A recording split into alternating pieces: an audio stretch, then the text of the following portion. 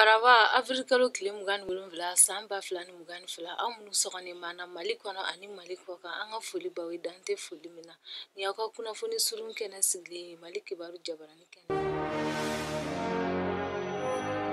Faransɛla fanga jamanakuntigi Colonel Assimi Goïta ye Mali ka lasigiden kura 3 bisimila ka da ɲɔgɔn kan jamanakuntigi so la kunu tarata Afrikalo tile 26 san 2022. O lasigiden kura 3 dɔ ye Mamu Berete ye o bɛ na taa Gabon, Frederic Diara o bɛ na taa Guinée Équatoriale. A dagayɔrɔ kɔni bɛ kɛ Malabo ye. Agibu Diallo bɛ na taa Congo Brazzaville a bɛ RD Congo fana tɔgɔ la. A dagayɔrɔ bɛ kɛ Brazzaville ye. Ɲɔgɔn ye kuncɛlen Mali ka lasigiden kura 3 minnu y'u ka nisɔndiya jira u n'u ka jamanakuntigi kunbɛnni na. Sababula u ye ladilikanw ɲini a fɛ u ka baara kɛtaw bɛ se ka basigi u bolo cogo min na. U y'a fo ka wali ɲuman dɔn danaya dali u kan kɛrɛnkɛrɛnya la jamana bɛ gɛlɛya min kɔnɔ sisan. Mali camancɛ yanfan gɛlɛya tɔpɔtɔli sefa wari miliyɔn 132 ni kɔ sɔrɔla. Baara bolodalen min ɲɛsinen bɛ Mali camancɛ gɛlɛya tɔpɔtɔli ma n'a tubabukan daɲɛ surun ye PCGCC ye. O ka baarakɛ nafolo mun bɛ sefa wari miliyari 392 ni kɔ. O wari kɔfɔlen miliyari 132 ni kɔ sɔrɔla ka ban. Nin kunnafoni lasera PCGCC ka lajɛ tɛmɛnen tɛnɛdon Afrikalo tile 25 san 2022. A ɲɛmɔgɔya tun bɛ minisiri ɲɛmɔgɔ Dr Sogɛl Kokala Mayiga bolo. Laɲini bolila jamana camancɛ yanfan basigiliw feerew yanni san 2022 ka taa san 2024 baara bolodalen hukumu kɔnɔ. Gouvernement minisiri caman sɔrɔdasi jalatigiw ani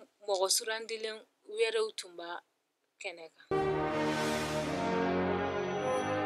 Mɔgɔ 12 tora baarakɛɲi damanda la Kɛɲɛba mara la. A tɛ tɛmɛ dɔgɔkun 1 kan fɔlɔ. Daman cunna Keɲeti ni Kofin furancɛ la. Mɔgɔ 7 tora la. Alamisa tɛmɛnen in fana damandan cunna Berekeɲi Falenya komini na ka mɔgɔ 12 faga. A jirala k'a fɔ ko mɔgɔ 15 de tun bɛ Siniwaw ka damandiɲɛ kɔrɔ dɔ yugubali la. O damandiɲɛ in tun dunya bɛ metiri 20 ye. Cogoya fosi tun tɛ damakɔrɔ in bolo bilen. A ma ɲɛ min kɔ a firila mɔgɔ dɔw da la. 12 sara u la. Muso 11 b'o salenw na. 1 yɛrɛ den dalen tun b'a kɔ la.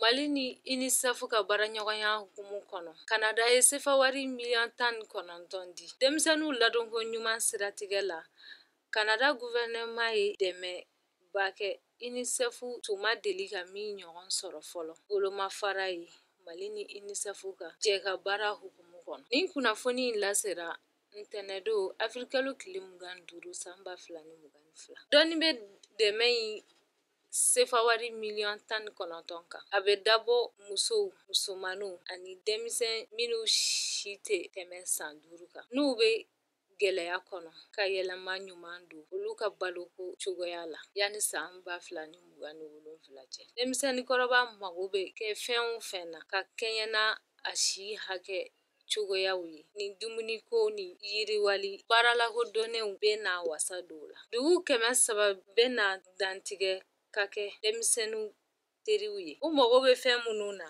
ani ko ɲuman minnu na k'o k'u ye walasa u ka baloko juguya kunbɛn ani k'o kɛlɛ. Dɛmɛbaw ka cɛsiri n'a ta bɛɛ.